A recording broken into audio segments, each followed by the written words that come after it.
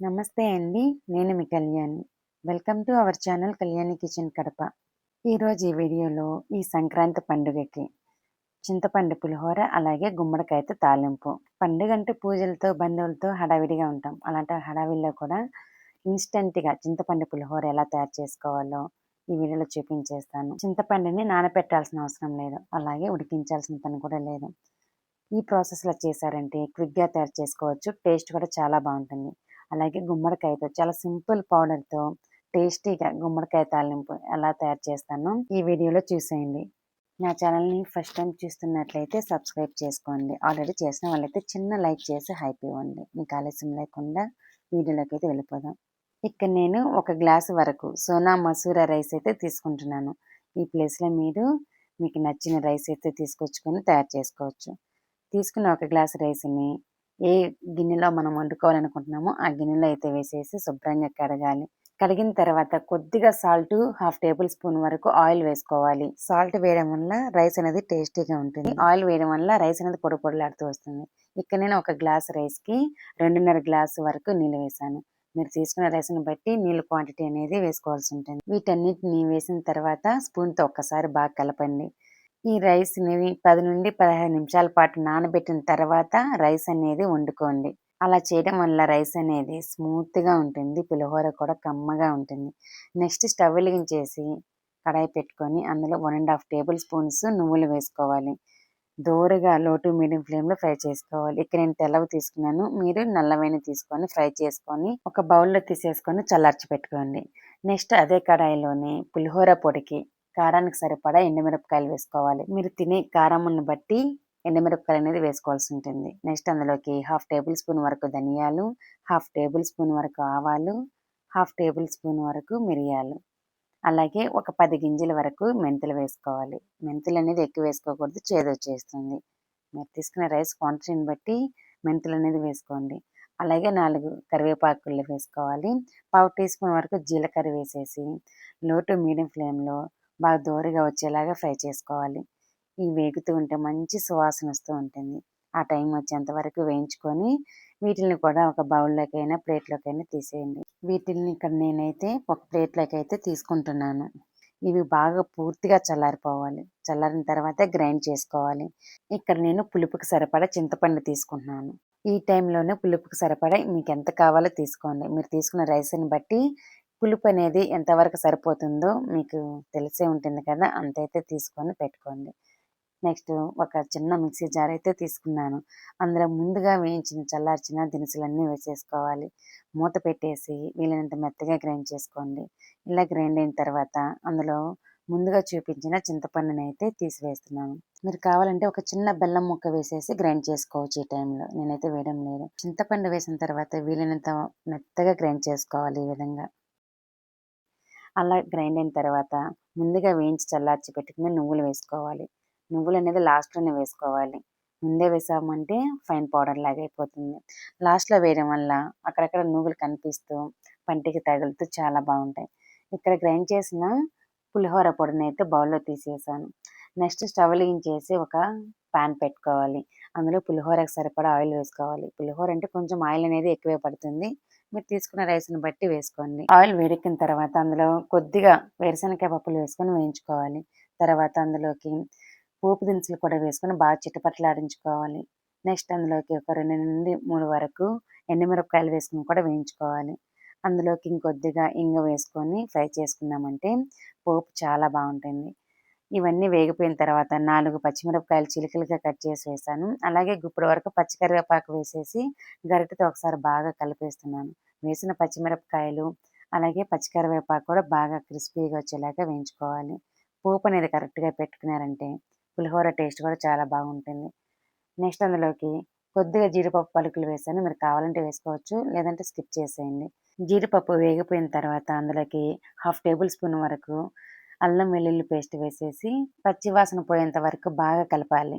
అల్లం వెల్లుల్లి పేస్ట్ బాగా వేగితేనే పులిహోర టేస్ట్ కూడా బావుంటుంది. అల్లం వెల్లుల్లి పేస్ట్ వేగిన తర్వాత చిటికెడంత పసుపు, ఈ పోపుకి సరిపడా కొద్దిగా సాల్ట్ వేసేసి ఒకసారి బాగా కలిపేయాలి. ఇక్కడైతే పోపు వేగిపోయిందండి. ఇంక ఇందులోకి మనం తయారు చేసి పెట్టుకున్న పులిహోర పొడినైతే వేసుకోవాలి. ఇక్కడ చూడండి, నేను ఇందులో అయితే సగం వేస్తున్నాను. నేను తీసుకున్న రైస్‌కి నాకెంత కావాలో అంతైతే వేసుకుంటున్నాను. దీన్ని బట్టి మీరు ఎంత కావాలో వేసుకోండి. ఈ టైంలోనే వేసుకోండి. తర్వాత వేసుకుంటే బాగుండదు. ఇక్కడ నేను చూడండి కొంచెం అయితే మిగిలించేసుకున్నాను. సరిపడా వేసుకున్నాను. నేను తయారు చేసిన ఈ పులిహోర పౌడరు 1/2 కేజీ రైస్ వరకు వస్తుంది. పులిహోర పొడి వేసిన తర్వాత గరిటెతో ఒకసారి బాగా కలిపేయాలి. కలిపేసి స్టవ్ ఆఫ్ చేసేయండి. పులిహోర పొడిని ఎక్కువ వేయించకూడదు. పొడి వేసిన తర్వాత గరిటెతో కలుపుతాం కదా, వెంటనే అయితే స్టవ్ ఆఫ్ చేసేయండి. ఆ వేడికే బాగా వేగిపోతుంది. మంట మీద వేయించారనుకోండి తొందరగా మాడిపోయే ఛాన్స్ ఉంటుంది. ఇక్కడ చూడండి, పులిహోర పొడి మనం పోపు పెట్టుకునే లోపు అన్నం కూడా ఉడికిపోయింది. ఈ అన్నాన్ని గరిటెతో ఒకసారి బాగా కలిపేయాలి. ఇప్పుడు ఈ వేడిగా ఉన్న అన్నంలోకి కొంచెం కొత్తిమీర వేసుకోవాలి. అలాగే కొద్దిగా పచ్చి కరివేపాకు కూడా వేసుకోవాలి. నెక్స్ట్ అందులోకి పులిహోర టేస్ట్‌కి సరిపడా ఉప్పైతే ఇప్పుడే వేసేస్తున్నాను. ఆల్రెడీ పోపులో కొంచెం వేసాం కదా, చెక్ చేసుకొని వేసుకోండి. ఇప్పుడు సాల్ట్ వేసిన తర్వాత గరిటెతో ఒకసారి బాగా కలిపేయాలి. ఇలా కలుపుతూ ఉంటే వేడి మీదే మనము కొత్తిమీర, కరివేపాకు వేసాం కదా, మంచి ఫ్లేవర్ వస్తూ ఉంటుంది. ఇలా ఒకసారి బాగా కలిపేసిన తర్వాత పులిహోరకి తయారు చేసి పెట్టుకున్న మసాలా మొత్తం వేసేయాలి. ఈ మసాలా మొత్తం వేసేసి గరిటెతో ఒకసారి బాగా కలిపేయాలి. పండగలంటే మనకి పని ఎక్కువే ఉంటుంది. కాబట్టి అలాంటప్పుడు ఈ విధంగా ఇన్‌స్టెంట్‌గా చింతపండు పులిహోర అయితే తయారు చేసుకోవచ్చు. చాలా సులభమైన పద్ధతి. టేస్ట్ కూడా చాలా బావుంటుంది. మీరెప్పుడు ఈ విధంగా ట్రై చేయకుంటే ఒకసారి ట్రై చేయండి. చాలా సులభమైన పద్ధతి. టేస్ట్ కూడా ఎక్సలెంట్‌గా ఉంటుంది. ఇక్కడైతే నేను చింతపండు పులిహోరని వీలైనంత వరకు కలిపేసాను. వేడిగా ఉన్నింది కదా అన్నము, గరిటెతో కలిపాను. ఇంకా లాస్ట్‌లో అయితే చేత్తో కలిపేస్తున్నాను. చూడండి, చింతపండు పులిహోర అయితే రెడీ అయిపోయింది. చాలా అంటే చాలా బావుంటుంది. ఒకసారి ట్రై చేయండి ఈ విధంగా. నెక్స్ట్ గుమ్మడికాయ తాలింపు అయితే తయారు చేసుకుందాం. స్టవ్ వెలిగించి ఫ్రై పాన్ పెట్టుకొని 2 టేబుల్ స్పూన్స్ వేరుశనగ పప్పులు వేసుకొని 70% వరకు వచ్చేలాగా ఫ్రై చేసుకోవాలి. మిగతా 30% ఈ విధంగా కారానికి సరిపడా ఎండుమిరపకాయలు వేసుకొని పూర్తిగా వేయించుకొని ఒక ప్లేట్‌లో తీసుకొని చల్లార్చి పెట్టుకోవాలి. ఇక్కడ నేను పావు కిలో వరకు గుమ్మడికాయ తీసుకున్నాను. మీకెంత కావాలో ఈ టైంలోనే తీసుకోండి. ఈ గుమ్మడికాయ పైనున్న పీల్ మొత్తం అయితే తీసేయాలి. తీసేసి అలాగే గింజలను కూడా సెపరేట్ చేసేయాలి. నేనైతే గింజలు వేయడం లేదు. మీరు కావాలంటే వేసుకోవచ్చు. గింజలు వేస్తే అంత టేస్ట్ ఉండదు. మీరు కావాలంటే వేసుకోండి. నేనైతే గింజలు మొత్తం సెపరేట్ చేస్తున్నాను. ఇలా సెపరేట్ చేసిన గింజలను పక్కన పెట్టేసి మిగతా గుమ్మడికాయను మొత్తం చిన్న చిన్న ముక్కలుగా కట్ చేసుకోవాలి. నేనైతే ఈ సైజులో కట్ చేస్తున్నాను. మీకు ఇంకా చిన్నవి కావాలన్నా లేదా పెద్ద సైజులో కావాలన్నా కట్ చేసి పక్కన పెట్టుకోండి. నెక్స్ట్ స్టవ్ వెలిగించేసి కడాయి పెట్టుకోవాలి. అందులో గుమ్మడికాయ ముక్కలకు సరిపడా కొద్దిగా ఆయిల్ వేసుకోవాలి. గుమ్మడికాయ తాలింపులో ఆయిల్ అనేది ఎక్కువ పట్టదు. కొద్దిగా వేసుకున్నా చాలు. ఆయిల్ వేడెక్కిన తర్వాత పోపు దినుసులు వేసుకొని వేయించుకోవాలి. అవి వేగిన తర్వాత ఒక ఉల్లిపాయని పొడవుగా కట్ చేసి వేసుకోవాలి. నెక్స్ట్ అందులోకి కొద్దిగా పచ్చి కరివేపాకు వేసుకొని వేయించుకోవాలి. ఉల్లిపాయ ముక్కలు పచ్చివాసన పోయేంత వరకు వేయించుకున్న తర్వాత ముందుగా కట్ చేసి పెట్టుకున్న గుమ్మడికాయ ముక్కలు వేసుకోవాలి. గుమ్మడికాయ ముక్కలకి సరిపడా కొద్దిగా సాల్ట్ అయితే వేస్తున్నాను. సాల్ట్ వేసిన తర్వాత గరిటెతో ఒకసారి బాగా కలిపేయాలి. ఫ్లేమ్‌ని లో టు మీడియం ఫ్లేమ్‌లో అడ్జస్ట్ చేసుకుంటూ ఈ గుమ్మడికాయ తాలింపుని అనేది తయారు చేసుకోండి. గరిటెతో ఒకసారి బాగా కలిపేసిన తర్వాత చిన్న గ్లాస్‌తో ఒక గ్లాస్ వరకు నీళ్ళు వేసాను.